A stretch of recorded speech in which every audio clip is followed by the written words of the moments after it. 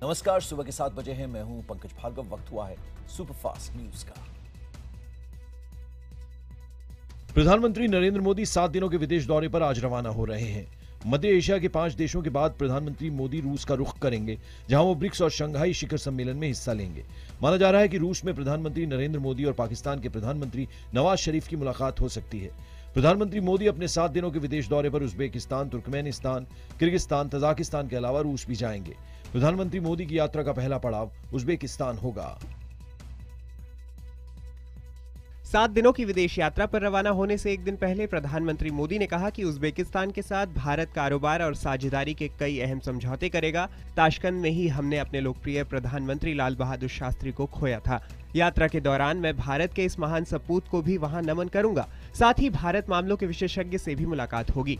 PM Modi की यात्रा का अगला पड़ाव कजाकिस्तान होगा। यूरेनियम का सबसे बड़ा भंडार रखने वाले इस देश में मोदी 7 और 8 जुलाई को रहेंगे। पीएम मोदी ने कहा कि भारत और कजाकिस्तान के रिश्ते बहुत पुराने हैं। दोनों मुल्कों के बीच साझेदारी की बड़ी संभावनाएं हैं। मैं नजरबायेव विश्वविद्यालय में कजाक युवाओं से मिलने को बेहद उत्सुक हूँ।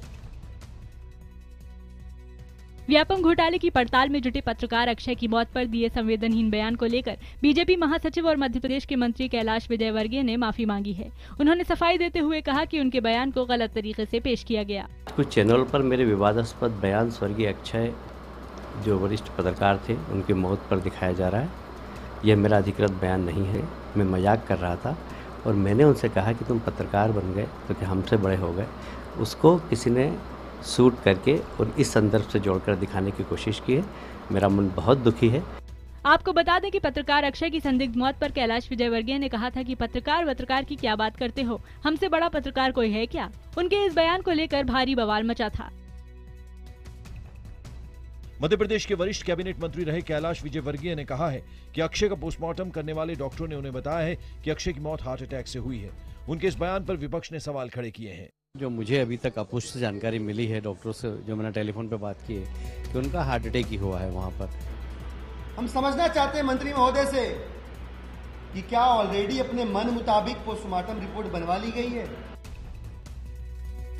मध्य प्रदेश की शिवराज सरकार पत्रकार अक्षय के विसरा की एम्स दिल्ली में जांच कराने की मांग पर राजी हो गई है। इस सिलसिले में सरकार ने सूबे के डीजीपी को निर्देश दे दिए हैं। आपको बता दें कि टीवी टुडे ग्रुप और पत्रकार अक्षय सिंह के परिवार ने मांग की थी कि अक्षय के विसरा की जांच एम्स दिल्ली में कराई जाए। बहन की मांग पर अब विसरा की जांच दिल्ली में एम्स और हैदराबाद एफएसएल में होगी। इस बीच मामले पर बढ़ रहे विरोध को देखते हुए केंद्रीय गृह मंत्री राजनाथ सिंह ने शिवराज सिंह चौहान को फोन किया।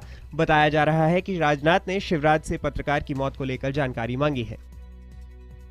मध्य प्रदेश के व्यापम घोटाले की कवरेज के दौरान संदिग्ध हालात में जान गंवाने वाले आज तक के विशेष संवाददाता अक्षय सिंह का रविवार को दिल्ली के निगमबोध घाट पर अंतिम संस्कार किया गया।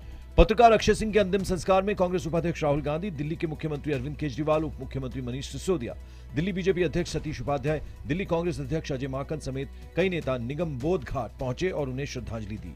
शनिवार को मध्य प्रदेश में झाबुआ के पास मेघनगर में अक्षय सिंह की संदिग्ध परिस्थितियों में मौत हुई थी।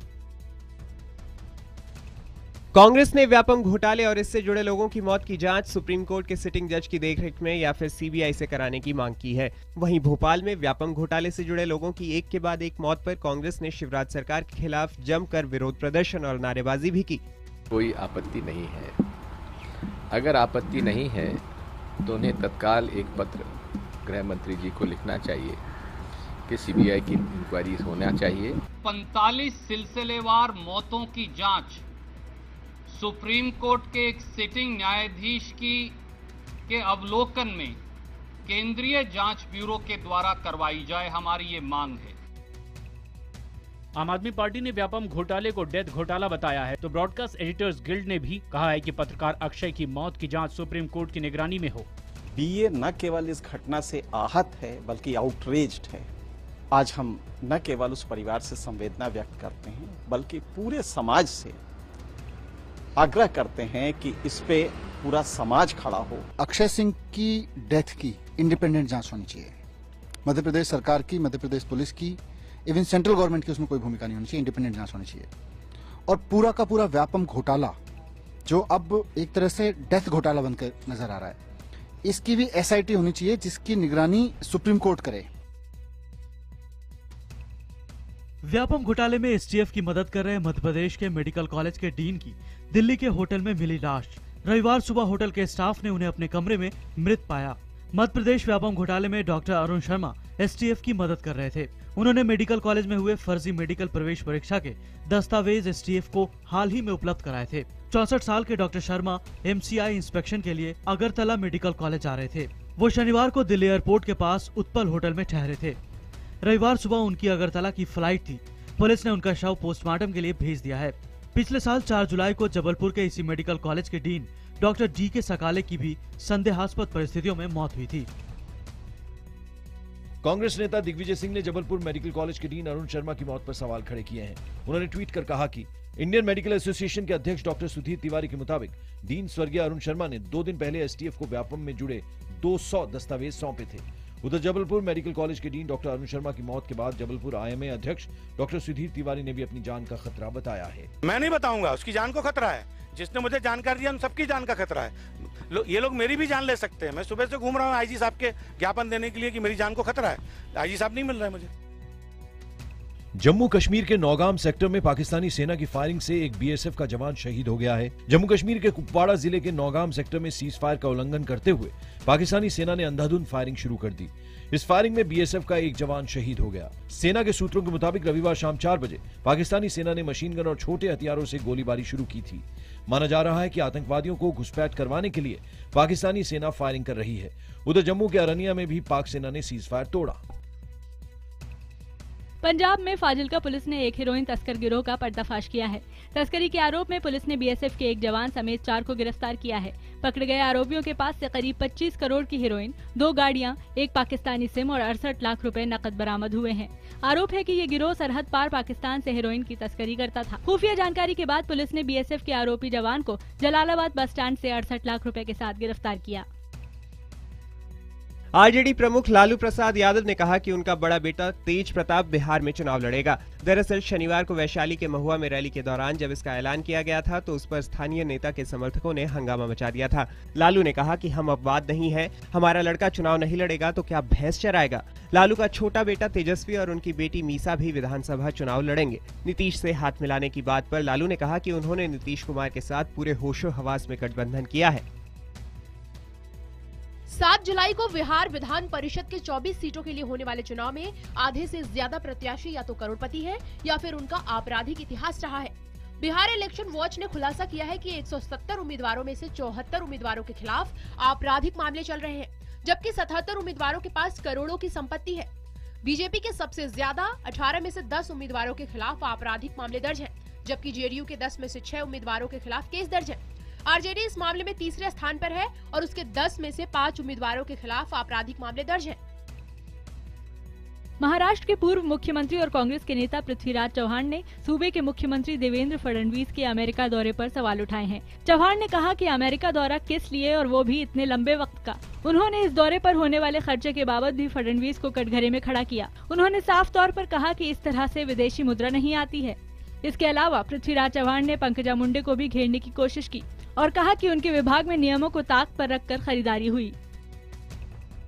बिहार के खगड़िया में नेशनल हाईवे पर हुए एक हादसे में 5 लोगों की मौत हो गई, वहीं 6 से अधिक लोग घायल हो गए हैं, जिसमें 3 की हालत नाजुक बताई जा रही है। सभी घायलों को इलाज के लिए सदर अस्पताल में भर्ती कराया गया है। चश्मदीदों के मुताबिक महेश खुंड से खगड़िया आ रही एक जीप थाना के पास सामने से आ रही एक ट्रक से टकरा गई। इस घटना में 4 लोग 1 घंटे तक जीप में फंसकर जिंदगी और मौत से जूझते रहे, लेकिन उनको अस्पताल नहीं पहुँचाया जा सका।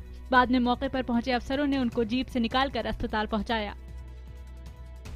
उत्तर प्रदेश के मुजफ्फरनगर जनपद में एक हैरतअंगेज वाकया सामने आया है। करीब 12 साल पहले एक 8 साल के बच्चे की मौत हो गई थी और उसके परिवार ने बच्चे की लाश को गंगा में बहा दिया था, लेकिन अभी चंद दिनों पहले वो 8 साल का बालक 20 साल का युवक बनकर घर लौट आया। उसके घर लौटने के बाद परिवार में खुशी का माहौल है। बच्चे की घर वापसी को लेकर पूरे इलाके में चर्चा हो रही है और लोग इसको चमत्कार मान रहे हैं। केदारनाथ धाम के रास्ते में जंगल चट्टी और भीमबल्ली के बीच एक जगह पर भारी बारिश के बाद जमीन धंसने से यात्रा बाधित हुई है। भूस्खलन की वजह से इस रास्ते में सैकड़ों यात्री फंस गए थे। भीमबल्ली और लिंचोली में मौजूद एसडीआरएफ की टीम ने वैकल्पिक रास्ता बनाकर फंसे हुए यात्रियों को बाहर निकाला और उनको गौरीकुंड के सुरक्षित जगह तक पहुंचाया। उत्तराखंड के कई इलाकों में भारी बारिश होने की वजह से केदारनाथ जा रहे यात्रियों को भारी दिक्कतों का सामना करना पड़ रहा है। यूपी के गोरखपुर से पूर्व विधायक और एसपी नेता राजेंद्र सिंह पहलवान पर जमीन कब्जाने की कोशिश का आरोप लगा है। रेलवे के रिटायर्ड कर्मचारी सविंदर सिंह ने राजेंद्र पर जमीन हथियाने के लिए उन्हें जान से मारने की धमकी देने का भी आरोप लगाया। इस सिलसिले में सविंदर ने पुलिस में भी मामला दर्ज कराया है। सविंदर के मुताबिक 22 जून को पूर्व विधायक ने अपने बेटे और साथियों के साथ मिलकर उससे बंधक बना लिया था और उसकी जमीन पर कब्जा करने के मकसद से उसके घर पर जेसीबी मशीन चलवा दी। उधर मामले में पुलिस ने कार्रवाई की बात कही है। केरल में कोस्ट गार्ड ने एक संदिग्ध नाव पकड़ी है जिसमें सवार 12 लोगों को गिरफ्तार किया गया है। पकड़े गए लोगों में से एक के पास से पाकिस्तानी आईडी बरामद की गई है। पाकिस्तानी आई कार्ड के अलावा बोट से सैटेलाइट फोन और बड़ी मात्रा में ड्रग्स बरामद की गई है। राज्य पुलिस से मिली सूचना के आधार पर कोस्ट गार्ड ने ऑपरेशन चलाया और 4 जुलाई की आधी रात नाव को गिरफ्त में ले लिया। संदिग्ध नाव का नाम बारूकी है और ये ईरान से 25 मई को रवाना हुई थी। अजमेर दरगाह शरीफ में आतंकी धमाकों का केस अब कमजोर हो सकता है। इस केस में 13 गवाह अपने बयान से अब तक पलट गए हैं। पलटने वालों में झारखंड में बीजेपी सरकार में मंत्री रणधीर सिंह भी शामिल हैं। अजमेर धमाकों के आरोपियों को फर्जी नाम से सिम कार्ड देने, सिम कार्ड और ड्राइविंग लाइसेंस के लिए जाली दस्तावेज तैयार करने का दावा करने वाले 13 गवाह अब अदालत में मजिस्ट्रेट के सामने दिए पुराने बयान से ही मुकर गए। धमाकों की साजिश और अंजाम देने का आरोप असीमानंद समेत 12 लोगों पर है। इससे पहले मालेगांव ब्लास्ट केस में भी विशेष सरकारी वकील एनआईए पर केस की रफ्तार धीमी करने का आरोप लगा चुकी है। सेंट स्टीफेंस कॉलेज के टीचर पर लगे यौन शोषण का मामला तूल पकड़ता जा रहा है। इस मामले में आरोपों में घिरे कॉलेज के प्रिंसिपल वॉल्सन थम्पू ने कहा कि कुछ लोग हैं जो हमेशा ही उनके पीछे पड़े रहते हैं। थम्पू ने दावा किया कि प्रिंसिपल बनने के बाद उन्होंने सेंट स्टीफेंस को नई ऊंचाई पर पहुंचाया है। दिल्ली में राष्ट्र सेविका समिति मेधाविनी मंडल ने देश की अर्थव्यवस्था में महिलाओं की भूमिका पर अपनी मंथन सीरीज को लेकर कार्यक्रम किया। कॉन्स्टिट्यूशन क्लब में सेविका समिति की संस्थापक लक्ष्मीबाई केलकर की जयंती पर हुए इस कार्यक्रम में केंद्रीय वाणिज्य उद्योग मंत्री निर्मला सीतारमण बतौर मुख्य अतिथि शामिल हुई। महिला सशक्तिकरण राष्ट्र का सशक्तिकरण के तहत देश में महिलाओं की भूमिका के लिए 10 सूत्रीय चार्टर तैयार किया गया। इसमें थानों में ज्यादा से ज्यादा महिला पुलिस की तैनाती और 70 साल से अधिक उम्र की महिलाओं के लिए निःशुल्क सार्वजनिक परिवहन की सुविधाओं जैसी मांग की गई।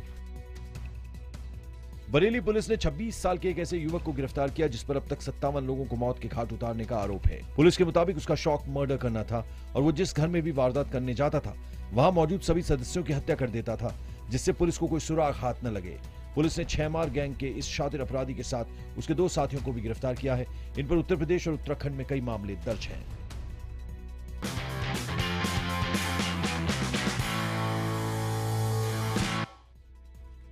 वर्ल्ड हॉकी लीग में 5वां स्थान हासिल करने के बाद भारतीय महिला हॉकी टीम घर वापस लौट आई। एयरपोर्ट पर टीम का जोरदार स्वागत किया गया। इसी के साथ महिला हॉकी टीम ने 2016 रियो ओलंपिक्स में जगह बना ली है। 35 साल बाद भारतीय महिला हॉकी टीम को ओलंपिक में खेलने का मौका मिलेगा।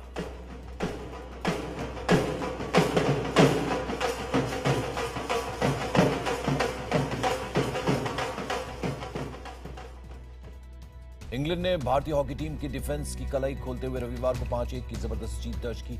इस जीत के साथ ही इंग्लैंड ने FIH hockey world league semifinal में कांस्य पदक हासिल कर लिया। भारत के लिए पेस और कनाडा के डेनियल नेस्टर की जोड़ी विंबलडन के पुरुष डबल्स के प्री क्वार्टर फाइनल में पहुंच गई है। वहीं सानिया मिर्जा और ब्राजील की ब्रूनो सोरेस की जोड़ी भी मिक्स डबल्स के अंतिम 16 में पहुंचने में सफल रही है।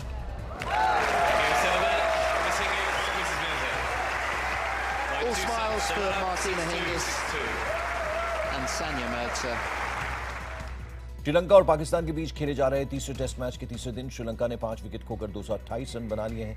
इसके साथ ही श्रीलंका की कुल बढ़त 291 रनों की हो गई है। फाइनल में चिली ने अर्जेंटीना को हराकर कोपा कप पर कब्जा कर लिया। पेनल्टी शूट में चिली ने अर्जेंटीना को 4-1 से हरा दिया।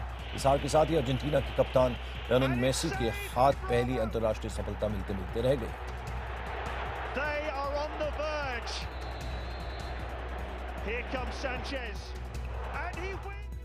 गंभीर ऋण संकट में फंसे ग्रीस के मतदाताओं ने रविवार को यूरोपीय देशों द्वारा लगाई जा रही बेलआउट की शर्तों को मानने से इनकार कर दिया। बेलआउट की शर्तों को मानने से इनकार करने के पक्ष में 61% लोगों ने मत डाले, जबकि 39% लोगों ने शर्तों को मानने के समर्थन में मतदान किया। इस फैसले के बाद ग्रीस यूरोजोन से बाहर भी हो सकता है। इस जनमत संग्रह में लोगों ने बढ़ चढ़कर हिस्सा लिया। आपको याद दिला दें कि ग्रीस पिछले दिनों अंतर्राष्ट्रीय मुद्रा कोष के कर्ज की किस्त चुकाने में नाकाम हो गया था।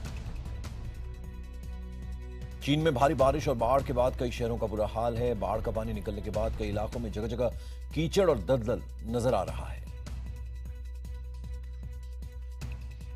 बेरूत में अमेरिका ने आईएस आतंकियों के ठिकानों पर हवाई हमले किए। इस हमले में 6 नागरिकों समेत 22 लोगों की मौत हो गई।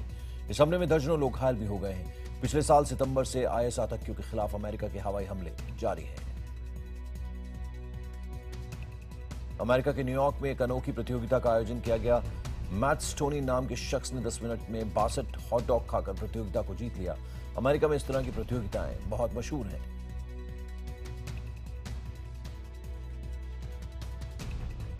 मुंबई में कांग्रेस नेता बाबा सिद्दीकी की इफ्तार पार्टी में सितारों और नेताओं का मेला लगा। सलमान खान, वरुण धवन, जैकलीन, जरीन खान और कांग्रेस नेता प्रिया दत्त समेत कई सितारे और नेता इफ्तार पार्टी में शरीक हुए। इस बार इफ्तार पार्टी में सलमान खान संगीता बिजलानी के साथ नजर आए। सलमान अपने पिता सलीम खान के बगल में ही बैठे थे। उनके साथ सुनील शेट्टी भी थे। हालांकि इस बार पार्टी में सलमान के होते हुए भी सेल्फी के मामले में वरुण धवन बाजी मार ले गए। 3 दिन पहले जारी हुए ऋषि कपूर और अभिषेक बच्चन की फिल्म ऑल इज वेल के ट्रेलर का यूट्यूब पर अब तक 20 लाख से ज्यादा बार उसे देखा जा चुका है। अभिषेक ने फिल्म को सराहने के लिए ट्विटर पर प्रशंसकों को धन्यवाद भी दिया। अभिषेक ने लिखा, ऑल इज वेल का ट्रेलर 20 लाख के पार, वाह धन्यवाद दोस्तों। हर आधे घंटे में सुसु करना चाहते हैं। रितेश देशमुख, पुलकित सम्राट और जैकलीन फर्नांडिस की फिल्म बैंगिस्तान का इश्क करेंगे गाना रिलीज कर दिया गया है। इस गाने में सभी कलाकार 6 अलग अलग किरदार में नजर आएंगे। रितेश देशमुख ने ट्विटर पर यह गाना शेयर किया है। जब भी उसका हम होले से हाथ जरा पकड़ेंगे। लोगों के दिलों पर राज करने वाले अभिनेता जॉन अब्राहम एक बार फिर नेगेटिव रोल में नजर आने वाले हैं। वेलकम बैक में वो अपने किरदार को निखारने में लगे हैं। सफेद रंग का सूट, हाथों में बंदूक और चेहरे पर लंबी मुस्कुराहट के साथ जॉन अब्राहम अनीस बज़मी की नई फिल्म वेलकम बैक के पोस्टर में खूब जच रहे हैं। फिल्म अभिनेत्री नरगिस फाखरी आने वाली फिल्म अजहर में पूर्व भारतीय क्रिकेटर मोहम्मद अजहरुद्दीन की पत्नी संगीता बिजलानी का किरदार निभाएंगी। इमरान हाशमी पूर्व क्रिकेटर की भूमिका में होंगे और नरगिस पर्दे पर उनकी पत्नी की भूमिका में दिखेंगी।